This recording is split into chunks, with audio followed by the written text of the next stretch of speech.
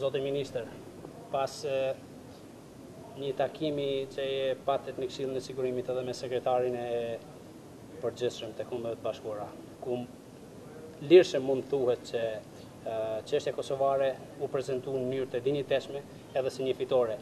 Ju vazhdut aktivitetin diplomatik. Çfarë ndodhi sot edhe çfarë do të ndodhë nesër në Organizatën e Kombeve të Bashkuara?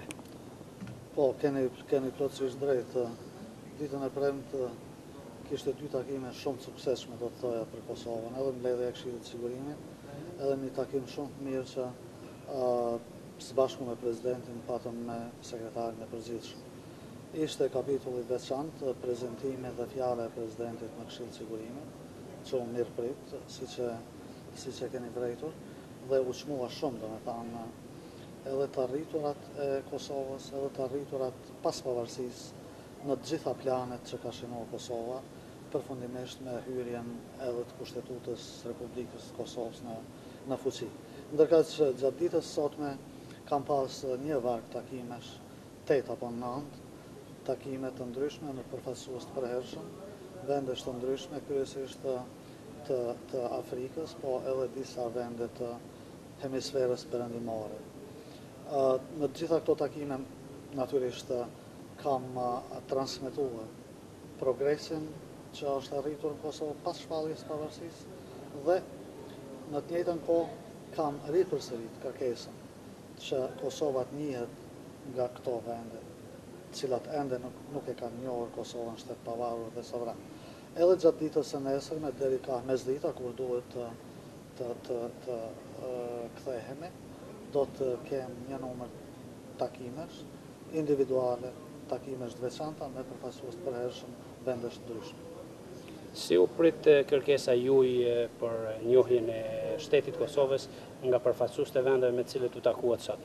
Po, ka një reagim, ka një mesazh inkurajues, mesazh pozitiv, që natyrisht nuk thuhet në mënyrë eksplicite se do të ndodhë njohja këtë apo atë ditë, po gjithsesi ajo që mund të thuhet është që emëruesi përbashkët i të gjitha reagimeve nga takimet e sotme është që Kosova do të njihet në kohën e duhur, do të njihet në një fazë të caktuar dhe varësisht nga procedurat që secili vend veç e veç aplikon në rastin e njohjes së shteteve të reja, kjo do të ndodhë me Kosovën shpejt, nga shumë shtete. Në rend parë nga shtetet të Konferencës Islamike, nga vendet të Unionit Afrikan, nga vendet të Amerikës Qendrore dhe Amerikës Latine. A do të thotë që tani do ta shohim një agjendë më të ngjeshur të institucioneve të Kosovës, konkretisht të Ministrisë të Punëve të Jashtme, cilën ju e udhëhiqni në shërbim apo të njohjes së pavarësisë së Kosovës? Po, shikoni, sigurisht që aktivitetet do të nxeshen në këtë plan dhe do të nxeshen në të gjitha fushat që kanë të bajnë ose që me një fjalë përmbledhen si lobim. Ministria e Jashtme ka pak kohë që ka filluar së funksionuari dhe është në ndërtim e sipër të strukturës së vet, po gjithsesi të gjitha dikasteret e qeverisë të Kosovës, të gjitha institucionet e Kosovës në javët dhe muajt në vijim do të bëjnë punë më intensive dhe më sistematike në atë që quhet lobim, përkatësisht në kontaktimin e shumë vendeve cilat ende nuk kanë marrë një vendim për njohjen e Kosovës. Nuk kanë marrë vendim për shkak, siç e thash më herët, ose për shkak të procedurave që aplikojnë në situata të caktuara, ose për shkak të një indiferencë e cila ka nevojë të zgjohet përmes informimit nga dora e parë për të arriturat që ka shënuar Kosova pas shpalljes së pavarësisë vet. E mos të harrojmë, të arriturat janë të mëdha.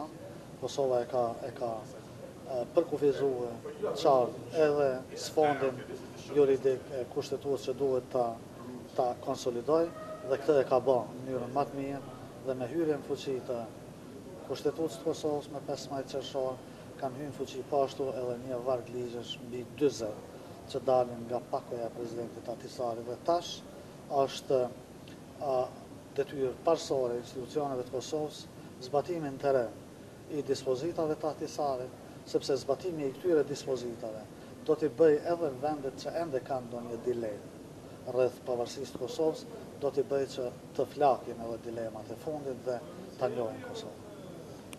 Ditë më parë, presidenti dekretoi hapjen e ambasadave të para, të thëmë përfaqësive diplomatike të Kosovës, një ndër to ishte edhe ambasada përfaqësia e Kosovës në Washington. Sa shpejt do ta kemi nderin që ta kemi përfaqësuesin diplomatik të Kosovës në Washington? Po, sa shpejt nuk mund të them me saktësi, po do të punojmë që kjo të ndodhë shumë shpejt. Natyrisht, krejt në fund është ingerencë e presidentit që të emroj për fillim të ngarkuar me punë. E pastaj në ndërkohë ne do të shpallim konkurset për emërimin e ambasadorëve fuqiplot të Republikës të Kosovës në të gjitha vendet që do të hapin misione diplomatike, që do të themelojnë misione diplomatike. Këto nuk janë të gjitha vendet ku do të themelohen misione diplomatike të Kosovës. Ne do të kemi misione diplomatike në shumë vendet tjera dhe ato do të bëhen njëkohësisht. Po thuaj, të gjitha do të bëhen njëkohësisht përmes përzgjedhjes së ambasadorëve fuqiplot të Republikës të Kosovës përmes konkursit, përkatësisht në pajtim me procedurat që përshkruhen në ligjin për Ministrinë e Punëve të Jashtme, përkatësisht ligjin për rekrutimin e shërbimit diplomatik të Kosovës. Zoti Ministër, faleminderit dhe suksese. Në nderë qofshi, faleminderit edhe ju.